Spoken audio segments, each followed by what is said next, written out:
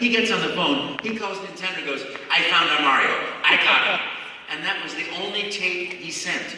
And the reason he sent only my tape was I was the only actor who followed directions. And they were just one thing. Don't stop till you run out of things to say. Which, as you see, I never run out of things to say. I will go on for days. And I did. And I don't know whether it was the funness of the voice or the things, but that's what I did, was follow directions. And I had fun. Because that's my direction in life, is to have fun and make that contagious so other people have fun too. And that's what I feel is my mission in life, is to be conscious of my impact on the world and to try to make that impact good and fun and silly and joyful, to remind everybody of joy and innocence. Because, in life you can become so jaded. It's so easy. It's all set up to be that way. But if you refuse, and you choose innocence, you choose to go back to the beautiful, magical inner child that has wonder and awe and joy in everything, you can live that way, And it's a world where there's a lot of things telling us how bad things are, and how little impact we have. But I believe we all have much, much more impact than we could ever know. Like the electrician who puts that plug in, and every day you get a great piece of toast out of it, So I wish everybody becomes an electrician. No, that's not it. I wish everybody becomes happy and joyful. And out of your love and out of your joy, you bring that love and joy to the world. Because it really does. It really is. Joy is contagious, It really is. As fun is contagious. So my life has been, since that day, 29 years ago, and I think it was on October or November, because the next day I got a phone call from him. Okay, can you go to Los Angeles tomorrow? We're going to fit you for this like hockey puck mask that you're going to wear on your face, and it's going to roll the roller balls. That's going to make the cartoon character go in real time. And do you have a friend that can imitate your voice? And so I called up a friend of mine. Hey, want to come down to Los Angeles? Yeah, sure. Okay, let's go down. Okay, let's go. And and so there it was, 29 years ago, starting this marvelous process, and seeing people walk by and go, hello, it's me, Mario. I said, oh, look at that, you got the red hat on, just like Mario. Whoa, hey, how do you know I got a red hat on? I'm looking at you, see? And look, when I close my eyes, I can't see you. Where did you go? And I just made silly things, and people liked it. And it was a one-off job. It was like, that means one time you're going to do this, and then we're going to close it down. But they had spent like $500,000 on these supercomputers bigger than this, and dry ice they had to put on it because it was crunching numbers so fast. And back in those days, you couldn't do it without a supercomputer, which was what we had, and made by Silicon Graphics. And so now I do it all on a laptop. A laptop, and instead of roller balls and surgical glue holding everything together, so I can go, hello, I'm a Mario. Now I just, talk to the microphone. And the genius of this software by Sim Graphics Engineering is that he knows there are certain laws of physical science. When you go ooh, you can't go ah. The mouth will go into the ooh shape, or ah, or yippee. It does a certain pattern with every plosive consonant, or long vowel or short vowel. So he programmed the computer to recognize the sound and move the lips and the mouth based on that, which is sheer genius. But there it is. That's what I get to do from my hotel room in Lisbon, or my hotel room in Amsterdam, wherever I am. I can just go and play Mario. So it's just that's the sort of level of pure fun that I get to have. So thanks to you guys, I get to play. So I want to make sure I answer questions. If anybody has any questions for me, obviously I can't talk about future projects or the movie or things that haven't been announced by Nintendo at Nintendo.com. But I can talk about anything else, like Parthenax. Anybody know Parthenax? Brings you to the throat of the world. Yes. What's your question for me? I would like to know about how you were voiced in Bishop. Oh, Big Trip Runner 3! These guys were just the nicest people in the world. I can't remember the name of their production company, but they knew I did Mario. And life is so funny. Because with some people, it's like, oh, we can't hire you. You do Mario. Other companies like, oh, you do Mario, yippee, you know. So this company's like, we love you, you know, but we want to have you do this bid trip runner thing. So come into the studio. So we went into the studio, and they were just the nicest people. They brought me a big, beautiful, expensive bottle of champagne. You know it's expensive when you open it up and the bottle goes whoop when you woo woo, you know. So they were just so sweet. And then we did Bid Trip Runner 2. Bid Trip Runner 2. I recorded at a friend's house. He bought a church in England and made it into a house. And I was in the bedroom. I call my production company the Under the Sheets production company because I literally have my microphone with me wherever I go. I've recorded national commercials on my iPhone. You know, just plug my little $300 microphone in. I used to carry a $2,000 Sennheiser, a sound digitizer, 2 computers, and all kinds of stuff. And I was like, hello, it's my phone, you know, and a cheap microphone. You know, and so I just recorded that under the covers in a church in England. And then the third one went back into the studio there. I did some of that under some other bed covers somewhere. They're just the nicest people, and I love the games. And I'm a playable character in that game, which is really funny because I look at it, I look like Mr. Rogers, like a large version of Mr. Rogers. I'm like, oh, and they have this trick in there where I sort of morph into a very scary looking, I don't know what. So if you get a chance, check out that game, because Bid Trip Runner, they're the most marvelous producers. And I don't know how that game is sold, but you know, if you get a chance, take a check on it. How about that nice young person back in the back with the crown? Who's your favorite character to play? Sorry? Who's your favorite character to play? Who's my favorite character to play? That's an excellent question. I love every job I've ever done. My life is have fun, and the more fun you have, the better you are. That's my whole life in a nutshell. I have more fun doing Mario because I don't know if there are any young actors out there, but when you're an actor, and all acting is the same.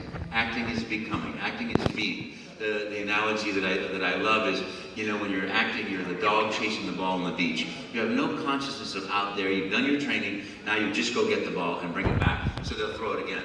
So, you know, that is kind of like life too. You know, if you watch yourself and critical of yourself, and we all have that critical voice, you start failing. But if you're just being joyful, you go for it. And the character that taught me that was Mario.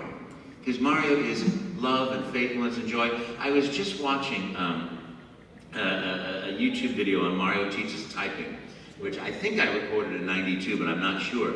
And I look back at the phrases that I was using, and I remember so consciously making choices about this character because I wanted it to be a long-term gig, even though it was a one-time gig.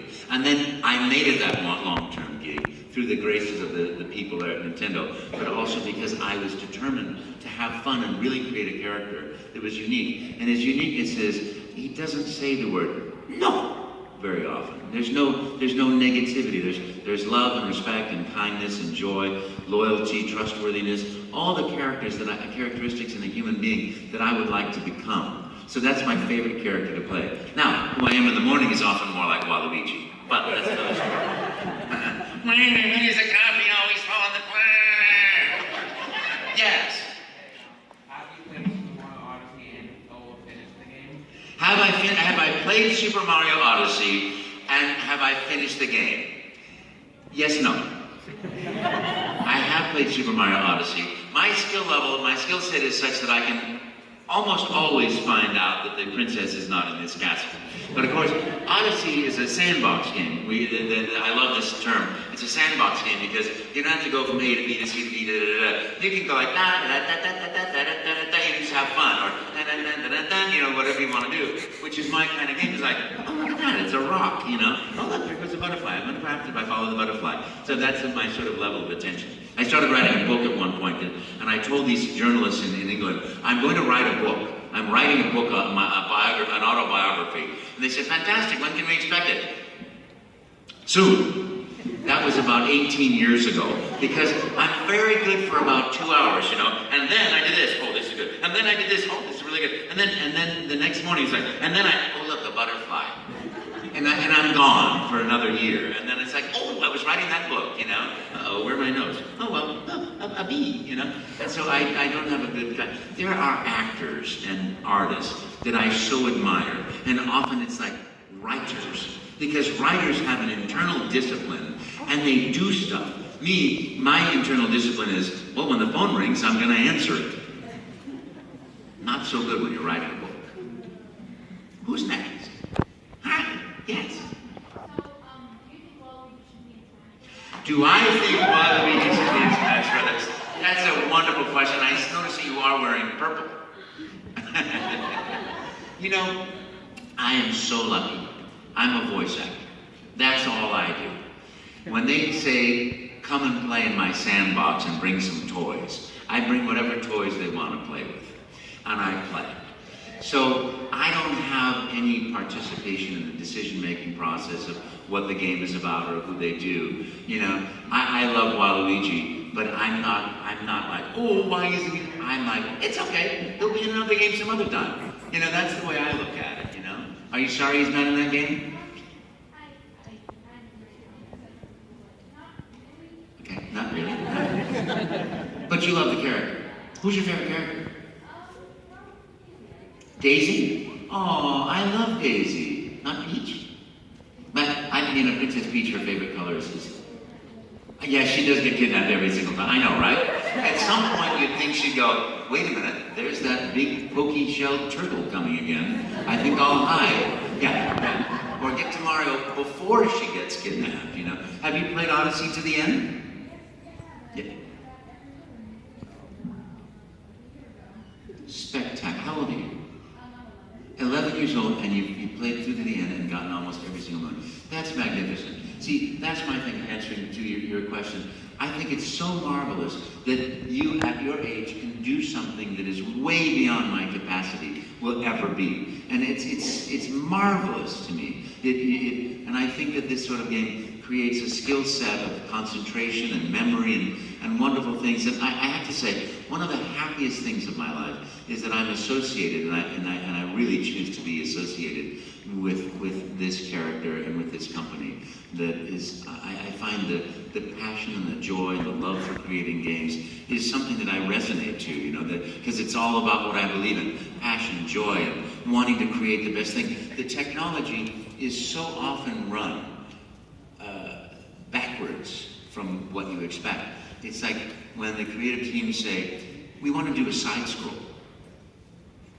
Okay, we're going to side scroll. Okay, what do we have to do? We have to get a new chipset to do that. Wait, we want to make it 3D. 3D. Okay, we need a completely new processor to do that. Oh, we want to get people off the couch and moving around doing it.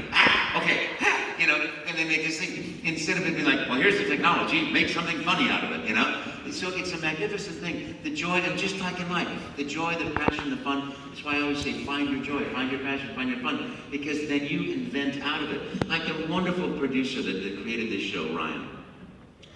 At 19 years of age, he started this show. Now, to do a show is a magnificently huge undertaking. You have to find money. You have to negotiate with a hotel. You have to find vendors, negotiate with vendors. You have to find actors. You have to find artists. You have to create all this thing in the budget, create a timetable for it, make advertising for it, create these magnificent graphics for it, bring together the audio-visual company. It's huge. He did this at 19. And one of the actors up here, when I mentioned this yesterday, said, wow, my son is 20 and I can't get him to do the dishes. You know, it's like, it's really magnificent. But Ryan's passion, his joy, his wanting to bring people together, wanting to create fun for people, meant that no was not an option. It's just not an option. You just do it because you love it. And that's the magical thing about life to me, and why I wish it for you, is that you find what you love to do. Maybe it's going to be having a YouTube channel as a video game player. What do you want to do? An animator. Fantastic. Or a character designer. Good for you. You know something? I am sure you're going to be a great one. Positive. You betcha. Thank you. Yes, sir. Okay, 2 questions. When I'm shopping, do I use my Mario voice? People, I never use that voice out of the professional context, because to me, relationships are all sacred. And the relationship with that character to me is non-exploitive. Although, you know what I mean? It's like I'm not gonna like fool people or tease people or play outside the boundaries of the character to order pizza or something. I just don't do that because I love the character too much. Yes. Talk about finding your passion, bro. I just want you to know that even though I'm 32, I cannot look it. I'm actually going to start looking for my passion. You're going to start looking for your passion at 32. That's spectacular. It's never too late. It's just never too late. It's always the right time. Well, the passion I do have is on a lot of different scatterbrained passions. Acting, writing, another one. Making some art, Producing, making videos, yeah. making videos, basically drawing and stuff.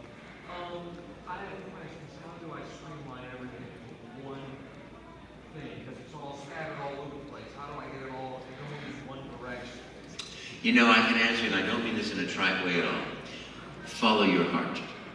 This was the best piece of advice I ever got. I was hating the theater, and I was in a ceramics class, and this wonderful old woman, I would call her a crone in metaphysical terms.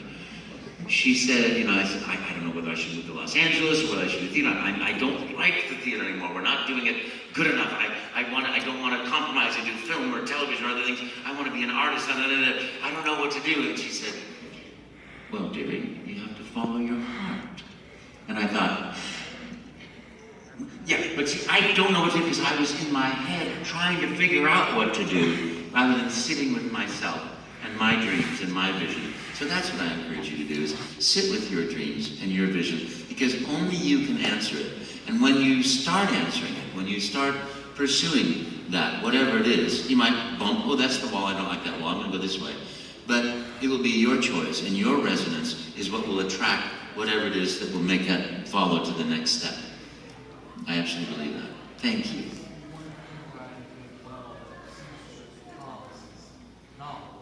Novel writing. Wow. Well, if you can write a novel, then you should do it. Absolutely. Absolutely. Yeah.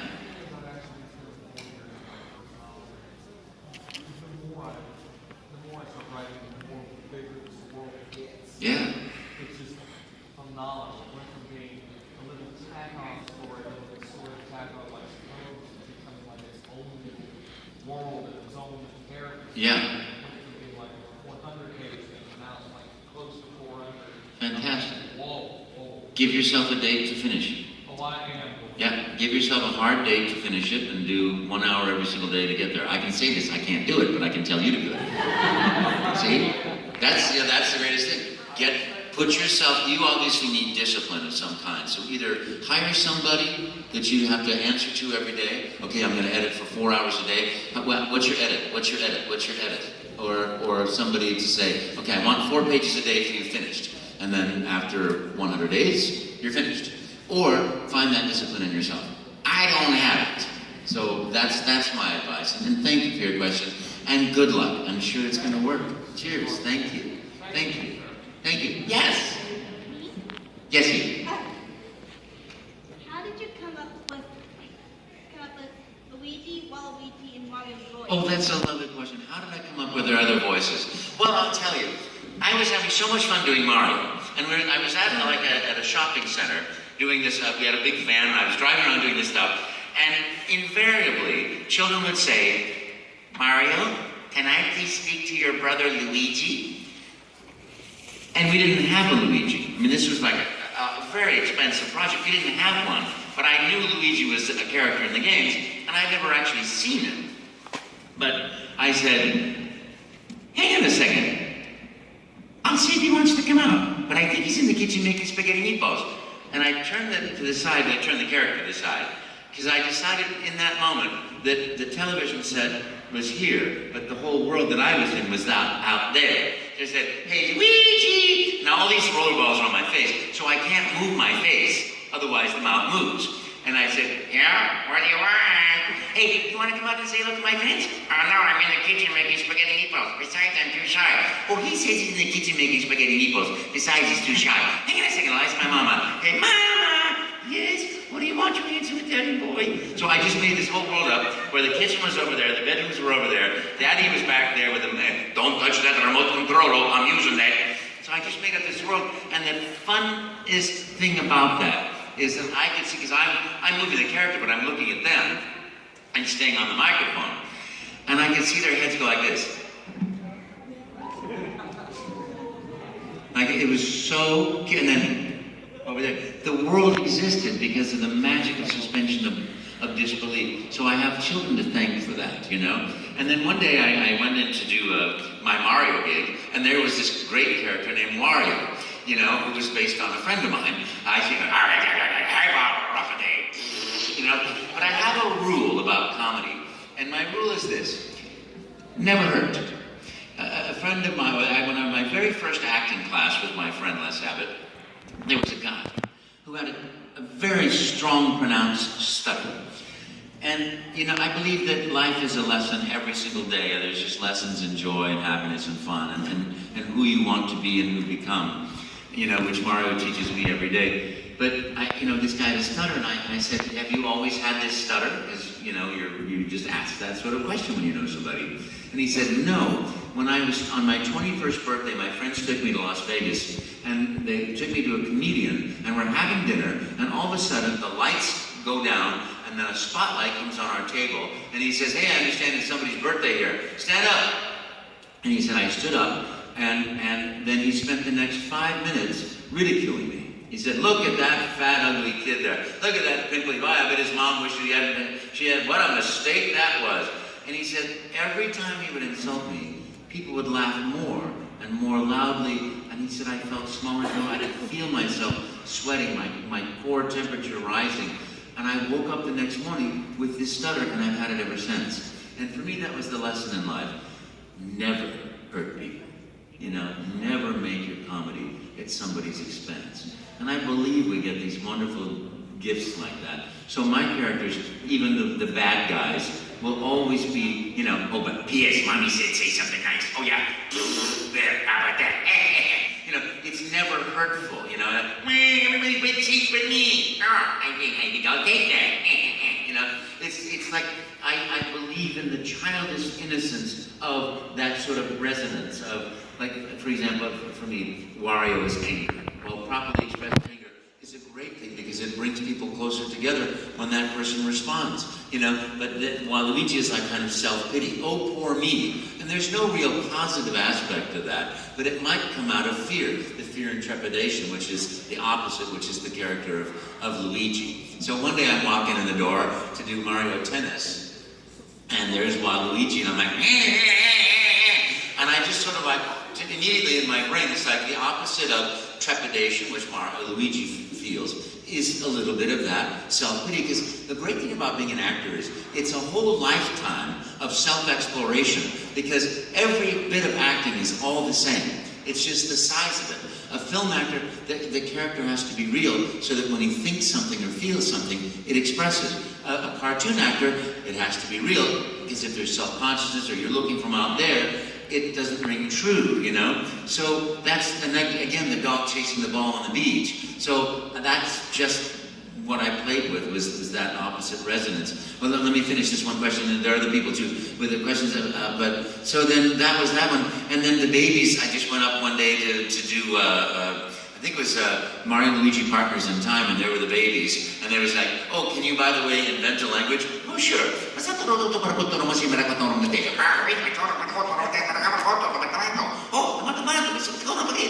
You know, so it's just been one wonderful gift after another. Like, come up and play in our sandbox. We'll have fun, and then, you know, boom, you can do that. So it's just been one gift after another, and I got to do Welcome to the Isle Delfino. I don't know if you've ever played Sunshine, but you know, and that. Yeah, my film parts I often don't speak, or I say, wait a minute, put down that gun. That's my line. But my other two parts have a little bit more longer dialogue. Who's next? Who would like it? Yo, thank you. Yes. Of all the games that you worked on, Mario or otherwise, is there one moment that kind of stands out to you that this working out? Is there one moment that stands up in all the games that I've ever worked on? You know, I just have the most beautiful, fun, wonderful memories of every job. I love every job. If someone says, come and do a public service announcement for us, I'm like, yippee, I love it, wow, you know, I'm just happy to work. But I will say, when I got that phone call, you know, Mr. Miyamoto would like you to be Mario in a game, I was, yahoo! You know, that was a magical game because I'd improvised for 5 years, talking to people as they're walking by, you know, oh, nice purple hat, bro, you know, to then go into the studio and put those voices into the game, into a game. So that was a magical session. Just, we didn't know what we wanted exactly, but it was created in the moment by just playing. You know, what happens if you put down the controller? Maybe it goes to sleep. Spaghetti, ravioli, mamma mia, pizza. You know, it's like, it was just like, come and play in the sandbox. So that, everyone has been fun, but that one in particular was amazing. Yes, sir. Was Yamamoto at your first taping? I'm sorry? Was Yamamoto at your first taping? No, he was not. Mr. Miyamoto was not at my first taping. We did that up in Seattle, not at Bad Animals, but another studio there. And then they sort of like, they played the things in Japan or something. I don't know how the whole process goes, but that was it. And I've met him every year. I get to see him at E3, and I've seen him. He once took me out to dinner in Japan when I went to record in Japan, and he took me to the best restaurant, the highest rated restaurant in Japan, called The Well, I think. And it was the most amazing dinner of my life. Each course, and I think there were 25 or 30, they came by, I mean, you know, like a little small bit of fish, a little small bit of that, you know, was from a different area in Japan during its particular season. You know, it was just astonishing, absolutely astonishing. Thank you for that question. Yes, Luigi. Is there any type of role you've never gotten to play but would love to? Any type of role that I've never gotten to play, but I'd love to. You know, I find myself to have become an old man. 30 years before I thought that was possible. But I will tell you one thing, life is short. I'm very tall. But, you know, it happens so fast. So those cravings of your youth, oh gosh, I want to do this, they kind of disappear and mellow into a golden view of life's wonderful past. And I'm so happy. Right now, I record games, I fly around the world, I meet wonderful people, I do some PR, I do some things, and I just play. And I'm just finding myself so happy. And that's what I wish for everybody. Find what it is that makes you so happy. Yes. So you mentioned about Parthenax. Parthenax. And we know that Mario fights a dragon in Odyssey. Can Mario defeat Parthenax? Can Mario defeat Parthenax? I would have to say yes, because I believe that Mario can defeat anything. Particularly because I also believe that positive energy defeats negative energy. So, yes. Yes. Who else? Yes.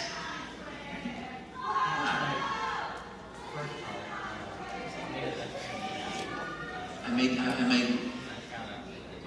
your child happy. Thank you.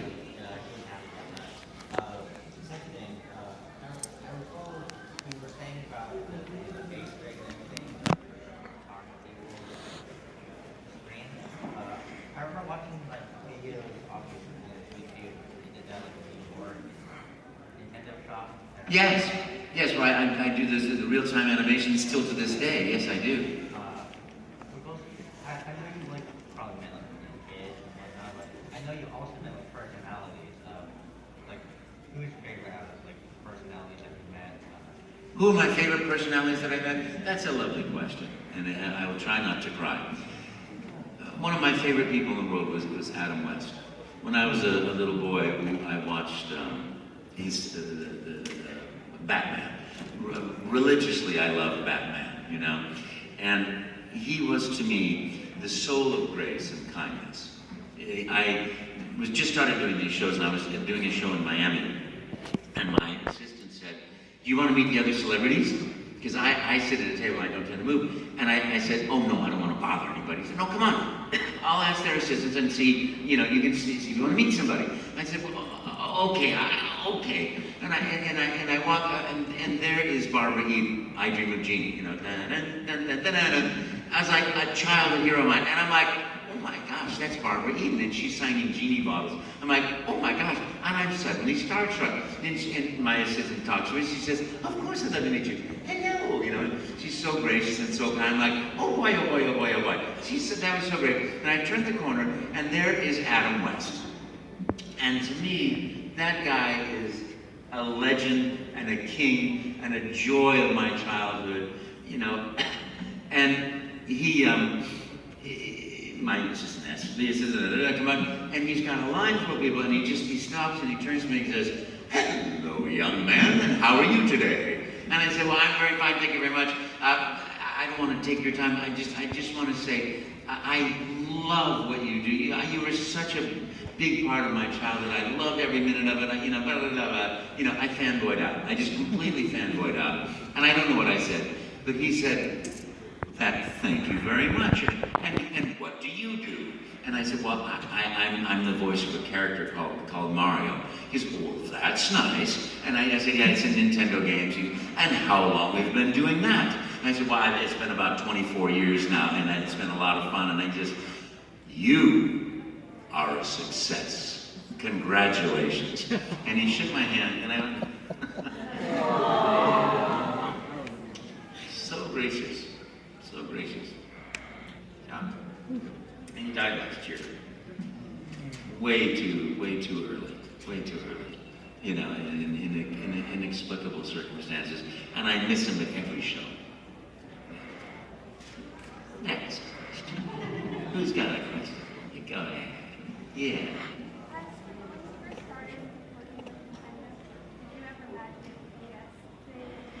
Well, that's a great question. When I first started working with Nintendo, did I imagine it would become this explosive, amazing thing? I had never heard of Mario. I had never heard of Nintendo, but I was having so much fun. I wanted to keep playing with these people, you know. So I didn't realize anything about celebrity at all, you know. But one day I was walking through a consumer electronics shop after doing a set as Mario. And I'm off to go have lunch, and somebody says, "Excuse me, are you Charles?" I said, "Yes, I am." "Martinet?" "Yes, I am." He says, "Would you mind autographing something for me?" And I thought, I don't know why, but I'm sure I don't have a pen or a piece of paper, but I've got a game. And he pulls out his game, and it's Mario 64. He had pulled out a pen, and I signed it, you know. And then, "Oh, you signed this one?" "Sure, sign this one." And I looked up, and there were like 30 people standing behind me. And I had no idea what in the world they were doing, but soon I was sitting in a chair autographing. And I'll tell you, the man is here who started me. First of all, Ryan was my first Comic-Con. And the reason I did my first Comic-Con right here was because that man over there, who asked me about Mr. Miyamoto being in the session, named Mark, he called me up and said, "You should go to do these Comic-Cons and autograph shows." And I said, "What's a Comic-Con?" He says, "It's where you go and autograph." "Why would anybody want my autograph?" And he said, and this is what he said, "You're the Babe Ruth of video games." And that's I remember where I was on my friend's lawn, what phone I had in my hand when he said that, because it was like a bolt of lightning that went, "Hey, what do you know about that?" And because of him, thank you very much, I started doing Comic-Cons, and I've never looked back. I have more fun doing that than anything else in life, so thank you. Yeah, I never knew. I never got a clue. Boy, am I glad it's turned out this way. Who else has a question? I think we have about 1 minute. We have 1 minute. One more question. So Luigi's Mansion 3 was announced. I want to ask, what was it like working on that series?